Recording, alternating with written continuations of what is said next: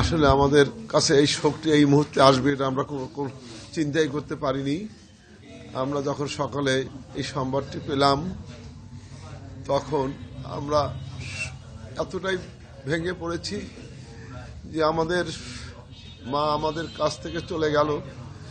আমি যখন ছাত্র রাজনীতি করতাম, ছাত্র রাজনীতি থেকে শুরু করে আমাদের ম্যাডামের সাথে আমরা অনেক আমাদের কথা বলার, তার সাথে দেখা করার অনেক সুযোগ হয়েছে আমাদের। একসাথে আমরা অনেক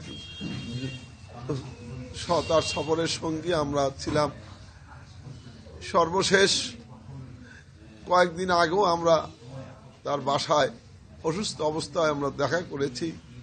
সেখানে তিনি বলেছেন, তোমরা কেমন আছো, বগুড়া সব কেমন আছে।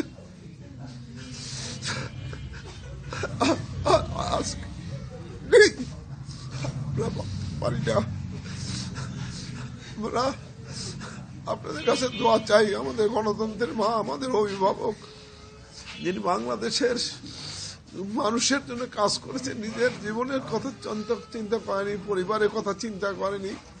তিনি সবসময় দেশের কল্যাণের জন্য, গণতন্ত্রের জন্য লড়াই করেছেন। আজকে আমাদের সেই অভিভাবক আমাদের মাঝ থেকে চলে গেছেন। আপনারা সবাই দোয়া করবেন, আল্লাহ পাক যেন তাকে ব্যস্ত নসিব করেন এবং আমাদের আল্লাহ পাক যেন আমাদের এই শোক সহ্য করার শক্তি দেন। আমি এই দোয়া চাই আপনাদের কাছে।